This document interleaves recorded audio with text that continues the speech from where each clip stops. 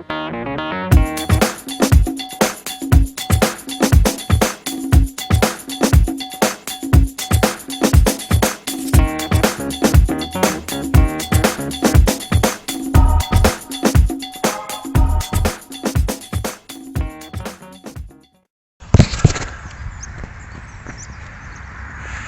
there, it's Bex here from bexbugoutsurvivor, and today I've got the DD XL top and the DD frontline hammock, and all I'm going to do is throw them up and just iron out any wrinkles, so I don't want to do an overnighter with it straight away. There's a lot I've got to sort out with this pack. I'm about halfway to where I want to get to. I've stopped for a break and a quick drink, and I am knackered already. It's boiling here in North Wales, boiling. I can't wait to get this big basher up. Oh, and by the way, DD aren't calling it a basher anymore, they're calling it a hoochie. So I'm going to put my hoochie up. Right, going to have some OJ. Going to have a bit of a sit down, and probably next time you talk to me I should be nearly there. It's about 4.5 miles away from where I live, so you know, it's quite a jog today, and I'm knackered. Not as young as I used to be, I can tell you that. Well, this is where I'm going to be for now. It's very close to the main road, but it's the last place anyone would think of looking, because it would be mad enough to come here. I've got a few trees around me. I'm going to find some trees with the right distance now, and I want to show you the back of my pack. Come here. Come with me, you. Have a look at this. There's the front of my pack. Okay, let's turn this over. And I hope you can see this. At the back of my pack, where I carry it, where the frame is, there you are, is my hammock and tarp.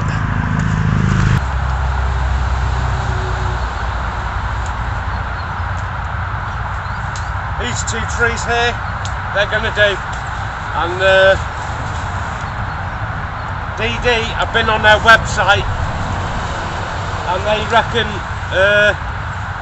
that you put their DD hammock up in a different way than I've been putting up my other. I'm going to try the DD way and my way, and I'll tell you what the differences are. It comes in a stuff sack as usual, and you know, it's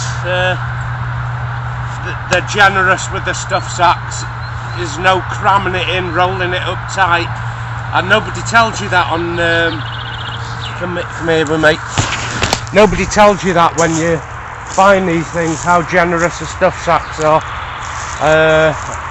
So I will mention that you don't need to get it super tight when you're packing up. Like I said, they're very generous. These are the trees here.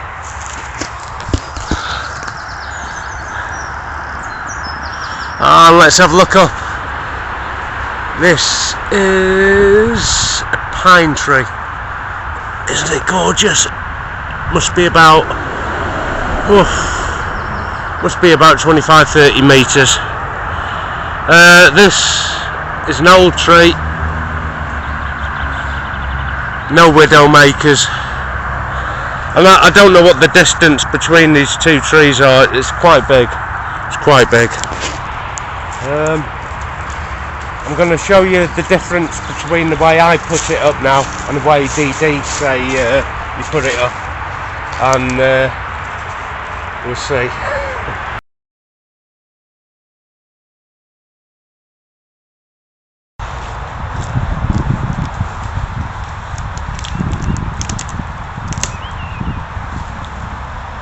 Yeah, as I thought, it's better this way.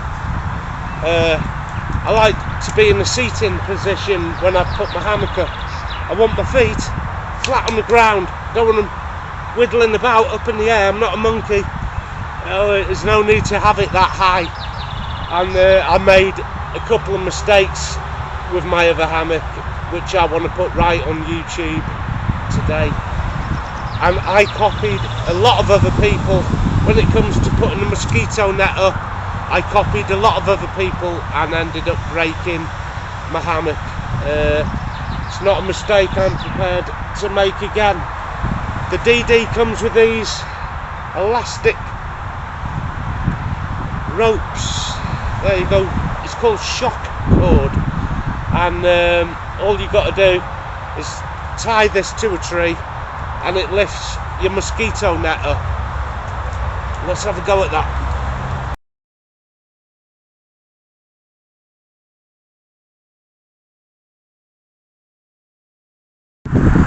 And all I do is I pull on this shock cord and it lifts the mosquito net up.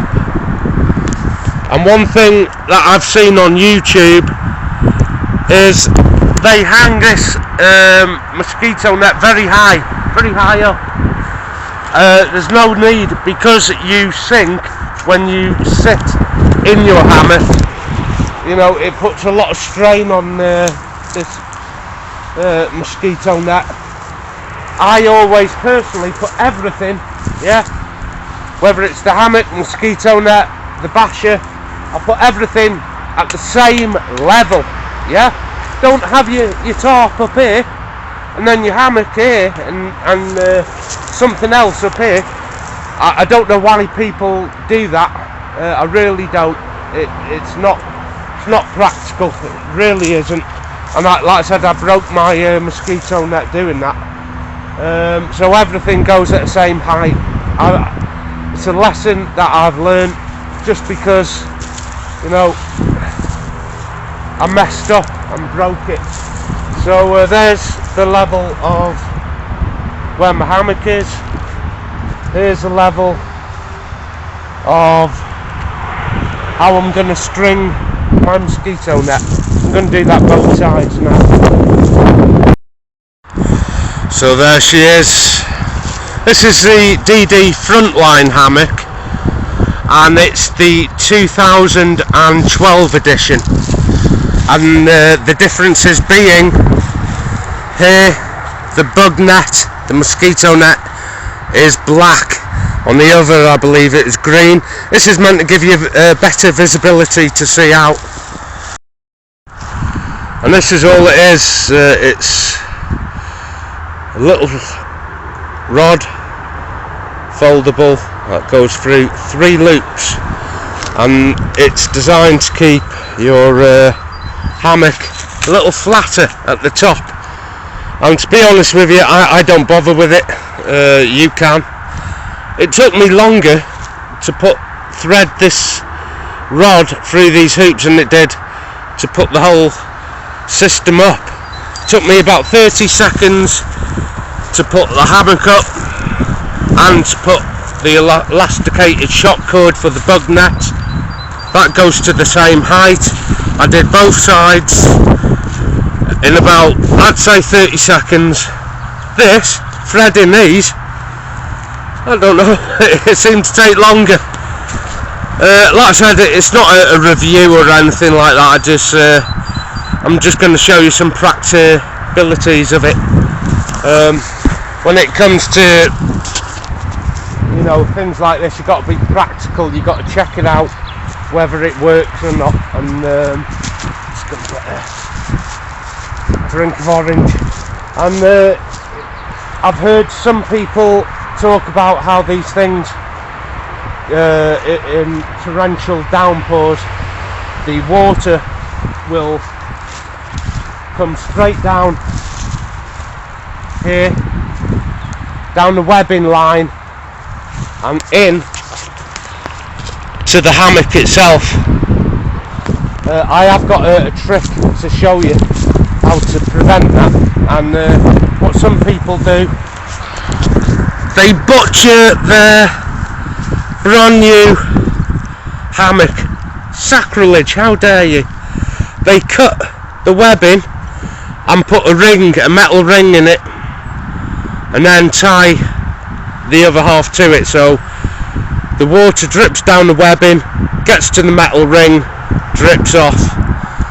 And you know, don't butcher your gear when you get it. There's no need. I'm going to show you something right now that stops that. It's a little tip, and I wish I'd have put it on the forum a lot earlier. It would stop people butchering their gear when they get it.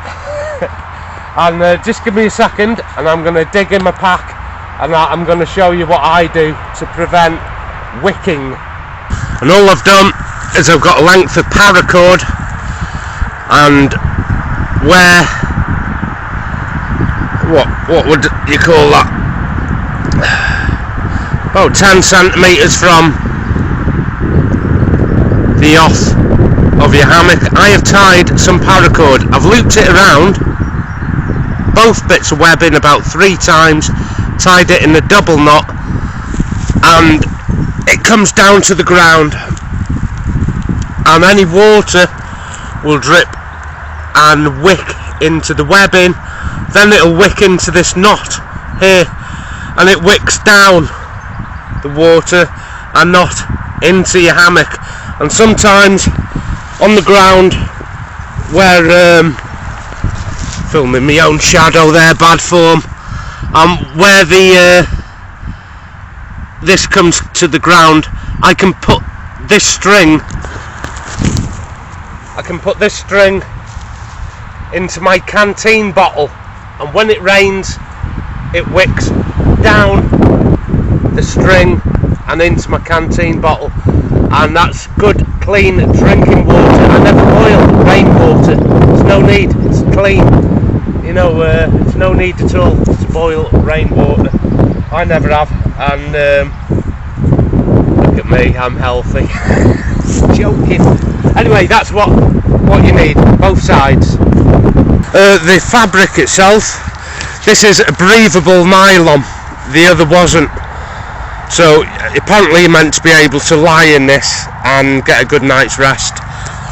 This version here comes with these 2 poles to hold the mosquito net open, and all you do is thread them through 3 of these loops, and it'll give it a squarer pitch.